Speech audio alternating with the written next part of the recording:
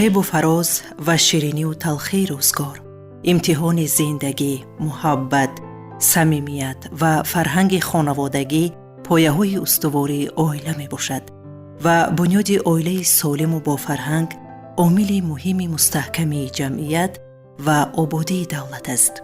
ما قهرمان نوبتی برنامه‌مون را از شهر نارک پیدا نمودیم. مهمان عائله شدیم که خانه با امید و آرزوها بنیاد نموده آنها شایسته تحسین است. ایدی ما قربان و 75 سال دارد و طول 60 سال است که حیات عائله داری خوب را پس سر کرده ایستاده است. اصلا پدر و مادر در زندگی خود 3 وظیفه مهم را به ذمه خویش دارند. اولین وظیفه و مسئولیت بزرگ به دنیا آوردن فرزند است. وظیفه دیگری پدر و مادر فرزندان را تعلیم و تربیت نیک دادن و نام نکو گذاشتن است. و از همه وظیفه مهم پدر و مادر، از همه وظیفه پرمسئول پدر و مادر فرزندان را به راه درست زندگی و راه مستقلیت گسیل کردن است. خاله ایدی ما الکی این 3 وظیفه مهم، 3 مسئولیت بزرگ را ادا کردن، اجرا کردن و می سازد که فرزندان در زندگی به قدر این عالیه بزرگ برسند و همیشه دعای نیکشان را گرفته باشند. مادری عزیز، در مورد حیات خوبی خود، عبرت آموزی خود برای ما، برای بینندگان تلویزیونی سفینه قصه بکنید. 4 سال شد که مستفید ما حیات رفت. خداوند ما را فرزندای دستور رو داد. ما کلان کردیم، ما به خدمت رایی کردیم. این خدمت اومد ما خاندار کردیم. ما نویردار شدیم. 5 تا فرزند داشتم، 3 تاش دختر، 2 تاش بچه. این نویره با عویره رسیدیم. فرزندا ما را عزت میکنه، حرمت میکنه، به کجای باشه. فرزندای ما با کارهای نیکن. دنیای ما تنجیه امانیه فرزندای ما در هر کجایی که کار میکنن بندی آزاد واره میرون میوین. از همون لحظه های عائله‌داری خود به ما بگویید که چگونه پس سر شد. وقتی ما اومدم، من 15 ساله بودم.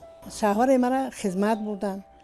شوهر ما با 2 سال خدمت تمام که ادا کرد، به سر بلند اومد. خیلی به همون دور ما در همون قشلاقا چشمه ها بود، سوید نبود، بچم علاو میکردیم. زندگی رو نکرد، یکم کار زیقم نبودیم، این خفه هم نبودیم، ما نمیدونستیم. ما توقع فطیر شکرو میکردیم، میخودیم، ما تمول میکردیم، ما فطیر مسکه میکردیم، ما اوتلا میکردیم. خسر خشتمان جدا کرد، با همین قشلاق آمدیم، با ایره ما ایو قشلاق با کلون آوردیم، داست کردیم، در رو کردیم. با همیو خیلی زندگی رو پوش بردن. این با کلینی کلونه. من در خانه نویربان بودم. این آب که باشن کار میکردم بچم. ما فقط دهقانی میکردیم. مصفید ما اول تراکتورچی بود. ای تراکتورچی شوفیر شد. ای شوفیر برگرد شد. برگرد در همه زمین نورک ای لوتالا فقط سبزکاری میکرد. ما حاضر هم دهقانی را ای دست ندادیم. ما زمین داریم. مهنت میکنیم. سن 15 سالگی عائله بنیاد کردید. برای شما مشکل نبود بارگران زندگی، احترامی خسرو خشتامن؟ همشه بجا آره. یا دهر میکردیم، میخوردیم. قطعی همین خسر خشتامن. خشتامن من 10 تا فرزند بود. قطعی من حیوانای میده گفتم نه، من 1 ساله تنهایی دیوال میگیریم. نمیدونم قطعی ما بازی کرده، خورده، گشته، مال داشتیم، گاو داشتیم، اسب داشتیم، به همه سرگردان بودیم. هیچ غمی دنیایی رو هیچ نمیخوردیم. مکتب اولین فرزند عائله می باشد. سهم این مادر حلیم و مهربان نه تنها در تعلیم و تربیت فرزندان، بلکه نبیرگان و ابیرگان نیز به اندازه است. شما گفتید که نبیربان بودید. مثلا به نبیرگان شبانگاهان افسانه میگفتید. امروز ما مشاهده میکنیم که بسیاری از بیبی ها، مادران ما به فرزندان، به نبیرگان افسانه نمیگویند. اون زمان ها چقدر بیبی های ما افسانه گوی بودند. کم کم افسانه ها میگفتیم، با میشنیم چستانه ها میگفتیم. قطعی نویره ها وظیفه تیار میکردیم. تا حاضرم من قطعی اویره ها انا بار نشان میتم این نشون میده با من نشون میده ما کتابم خیلی میقپم او از یاد میکنه بعد دعا میتم اویرها با مکتب میرم. یعنی در تعلیم و تربیت نه تنها فرزندان امروز در تعلیم و تربیت نبیرگان سهمی شما به اندازه است. آفرین میگیم، احسن میگیم به شما مادر عزیز. یعنی من 76 رفتم حالا ما قطعه اویرها کتاب میخونم حاضرم همه در خدمت نویرو اویره ام. در حق فرزندان فقط دعای نیک میکنم که برای راست هدایت باشن، فقط کاری خیر کنن، کاری نیک کنن. یک تاش دکتر، یک تاش در همه چیزی کشاورزی کار میکنه. ایدی ماه قربان و همراه پیسر کلین خانواده و نبیرگان و ابیرگان زندگی به سر میبرد. فرزندی این مادر زندگی افروز میرزا شریف قربانوف و کلین خانواده بانو زرین سنگ و خوشبختی اویلوی رو از عزت و احترام خسرو خوشدامن و دعای نیک آنها می دانند. 34 سال شد حیات اویله داریم. در مورد خوشبختی اویله چی گفتنی دارید؟ خود اویله چی است؟ از دوره 91 سال با خاندان همین و مادر بزرگ قدم ماندیم تا به همین روز زندگی داریم. شکر صاحب 4 فرزند هستم. 1 تا دختر، 3 تا پسر. 100 بار شکرانه دنیای تنجی و امانی. فرزندای ما کانو کردیم، صاحب معلومات کردیم، با عباد کردیم. صاحب نبیره هم اویله خوب دارم. با مسئولیت هم دیگر ما یک کار پیشه میکنیم. باز نبیره همون کوشش میکنیم که صاحب معلومات کنیم. آبادی خاندان، خوشبختی خاندان، استواری اویله از زن مادر وابسته است یا از مردها؟ البته از زن مادر. زن مادر فرزند به وایه میرساند، صاحبی معلومات کند، پدر از بیرون میشود، مادر از درون. از جهت مادی تامین اویله روزگار در اختیار پدران، در اختیار مردهای خانواده است، ولی تعلیم و تربیت نیک انسانی، استواری اویله، صبر و تحمل از هر یک زنان و مادران وابستگی کلان دارد. و پدر عزیز، خوشبختی اویله رو چی تشکیل میدهد؟ خوشبختی اویله رو وقتی که پدر و مادر خوبان، رفتار خوب دارن، هر فرزند خوب میشود. ما برای اویله بزرگ با دنیا آمدیم، همون رفتاری بابی کلام موقتی، با پدر موقتی، رفتار مادر موقتی به اینجا رسیدیم. با فرزندان ما کوشش میکنیم که با هم رفتار خوب کنن، در جامعه، در دولت خدمت کنن. ما هم همین کوشش میکنیم. البته که همین خیلی خانواده‌مون، پشانمون صاحب قدر زندگیش نیم با دو دولت هم پدر و مادر ما با دولت یک کوچولو باش خدمت میکنیم. 35 سال شد وقتی مادری مهربان هم وقت هم دیگه فهمید داشته زندگی خوب داریم، چی کاری که باشه با مصلحت همدیگر میکنیم. هر شخصی که به حیات مستقلانه قدم میگذارد عهده‌دار است که اویله را احترام کند، پاس دارد، مستحکم نماید و محض مهر و محبت و احترام و صمیمیت نسبت به خانواده شوهر این مادر غمخوار را در زندگی دلگرم نموده است. شما در 15 سالگی اویله دار شدید. با خواستی کی بود؟ هم مایدهک بودم. من پدر نداشتم، من پیاندر داشتم. پیاندر من انسان بسیار خوب بود، بیمار بود. چه که خیلی همه جا یک رحمتی بود. مادر داشتم. هم 15 سال من را گیری آوردم اینجا. آدمای خوب بودن. 15 سال آمدم، نه عزای زندگی رو من هیچ ندیدم. در تگمو چادر و خوردید همراه شوهر؟ ها ما اون را نمیگیرم. گفتم جای بی آور، جای ما آدور بود، اونجا نمیگیرم. تی چادر آوردن. او قصه ها درازه. بعد چگونه شد مثال مهر و محبت کردید در تی چادر یک مرتبه دیدید؟ خاک دیدیم چی میدونم. او 18 بود، من 15. دوست می‌داشتین شوهر؟ خاکم نمیدونم، اومدم بیعقل بودم چی بود. دوست داشتم. دوست از بیعقلی میشه. چی میدونم خیلی وقت گپ پدر مادر بود. اما چی که کلانو میگو بچم به همون سر خم میکردیم. خب من مایدهک بودم، در کلخوز کار میکردم. مایتنیوچم همه آدمای کلان میشیشتن، همه کلینا رو ایش تعریف میکردن، ایش نه میکردن. همون تعریفای همه رو من به گوش میگرفتم. مرا خسرمان دوست می‌داشت، خشتمان من دوست می‌داشت، به همه چیز این دروازه شدن این با ما یارم دوست میدارم با این کلن این ما رو دوست میداره با چی میکنه عزت میکنه حرمت میکنه من نیستم پاپشی مرا تازه میکنه میبره میمونه نه کرتی مرا کلنار نمیمونه با خودش میشوه با دستش. تاجیکان مردم مهمان نوازند.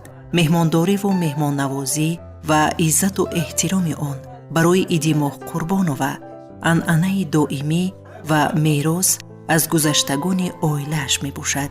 خیلی که قصه های آدمای پیشین است وقت میگم که سوی نبود بچه‌ام فقط علایی بود در دک علو میکنن خستون میقاق دیدون چه داشت یک تشت بود قربایی میمون از دکتر میمون مهمان می ادر میدرم در آباد میکشتن یک فطیر خستون نیمه 12 کیلو میرومد میبست نیمی فطیرش کشیدن 6 کیلو برم ده دخترم خیلی اکه ما هم امی تی توقی و ما آو خودم ده انا با ایم ای تی توقی ما آو خوده ما امی اول تا حاضره همی مهماندار آمدیم بچم نمیدونم به هم مهمانداری ما زیقیدم ندانستیم یکی دیمی چیزی دینیه نگتیم فقط همیشه از قفای زندگی قفای زندگی رفتیم ها مهمان مانده کنم یک آدم دی یک سخن خوب بگیم به یک سخن خوب بیو بگیم.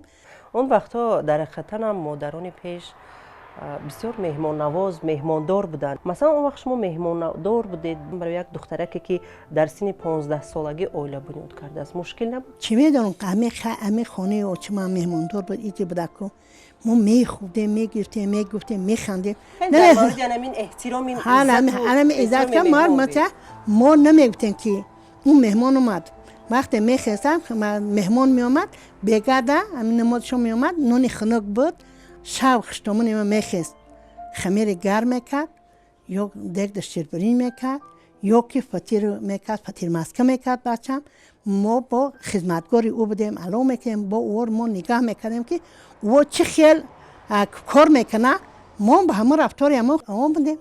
با وجود شیب و فرازهای روزگار عید ماه قربان و بهر استوار ماندن عائله سعی و تلاش میکردند و این است که دنیای عائله داری خود را دارند. با ایشان که اومدن خانه ما خانه پدرش هم مهماندار بود خانه ما نمی رنگ همون بکماره میگفتن میخوردن میخواستن پروانه داشت یک خسر داشت میگذارین خیلی رخت که یک کرتی لیلان میکردن میخواست یک رخت میکرد کرتی لیلوش میکردن ما زیق نمیشیدیم بچم هر هفته خانه کمپیر خشتانی میمده مهمان بود 2 طبق داشتن در اون طبق 12 آدم میشتن بچم میخوردن سیر میکردن هم سرجم هوا میکردن محبت با اینجا ما آمدم همه طبق مرا داد ما پروای نه کرته داشتیم نه کرت پیچه داشتیم یک کرتی بدتنمو تمام حاضر همین چیزی هسته با میگن که هیچ نیست با کلین ها ناراضگی بیان میکنن در آیا وقتا با دست لباس میشتیدن؟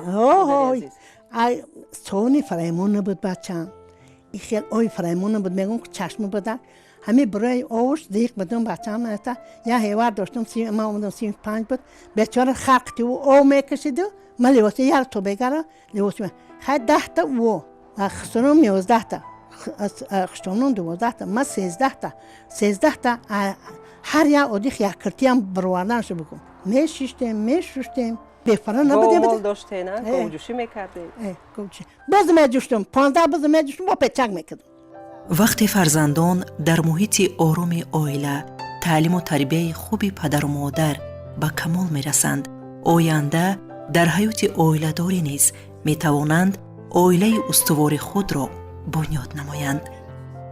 جوانای حاضره همیشه وای میکنه مخصوصا ننگ نمونه این ننگ نمونه است باید که همدیگه فهم باشه همین فرزندا آینده دولت ما را آینده ملیت ما را همیشه پیش ببرن همیشه مردمی با معرفت با سواد باشیم هستیم مانیم جناب عالی در تمام روی دنیا ما را معرفی کرد این شکرانه میکنه که ما ملی تاجیکیم 2 تا فرزندم کوات پرزیدنت تمام کرد همه شرایطو دارن جوانای ما در مکتب معلم زبان روسی معلم زبان خارجی بیگدار همین جوانای ما صاحب معلومات شدن متخصص شدن تاجیکستان ما رو آباد زیبا کنن.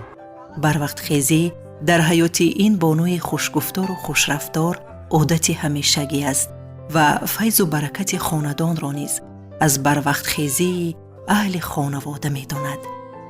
ساعت 5 اینا گم حال حاضرات سبین نمیکم میخیزن. ما مردم ساعت 4 عصر فقط ای خسر موندگی بود. حاضر این بنا بر وقت خیزی میخیزن حالا در خونه تنگ میکنن میورن همش میمونن. هر کدومش میخونن به مکتب میرن با 1000 بار شکر ما وقتی کلنا میشینیم با هم دیگر با بپرسن خاک باز زندگی با دختران پستی داره بلندی داره. خب بر نوخانه‌داران چی توصیه دارید مادر عزیز؟ چی گفتنی دارید؟ بر نوخانه میگم که خیلی اینقدر نوش نعمتی که حاضر هست باید که یا شکرانه کنن صبر کنن. ما با صبر بدیم بچه همه صبر کردیم با همه بسیار عصبشانه بزیم نکنن. هر یک شخص پیش از بنیاد کردن عائله باید پهلوهای گوناگون جبهه حیات عائلوی را مورد آموزش قرار داده، عرف و عادتهای ملی، حرمت و احترام طرفها، مناسبت خوب زن و شوهری و معنای زندگی را درک کرده تواند. زندگی خوب داره. این توفیق مادر من برای خاطر یک گنجینه بگم یک چیلو داده گم روچم. ما به جا رسیدیم. چیه که ما در زندگی دارم توفیق ما. خیلی زندگی پستی بلندی دارد. اگر گرچنده که ما به صبری کرده باشیم کلونا ما رو نصیحت کردگن همراه خسرو خشتامن با احترام بودیم احترامشون میکردیم ما رو هم نصیحت میکردن با صبر باشین میگفتن. عائله مقدس است و سالمی و خوشبختی آن از هر یک اعضای خانواده وابسته می باشد. هر یک اعضای عائله باید به قدر عائله و عائله داری برسد طور زندگی به سر برد که نمونه عبرت نوخانه‌داران باشد. زندگی میدان مبارزه است و تنها آنهای در این راه پرپیچ و تاب زندگی خوشبخت و سربلند و آباد می شوند اگر در زندگی پرصبر و پرطاقت باشند. یعنی صبر کلید همه خوشبختی ها است. در همین جا برنامه فرهنگ عائله داری به اتمام می رسد. در خاندان هر یکی شما صلح و آسایش و خوشبختی های بی اندازه را تمنا داریم.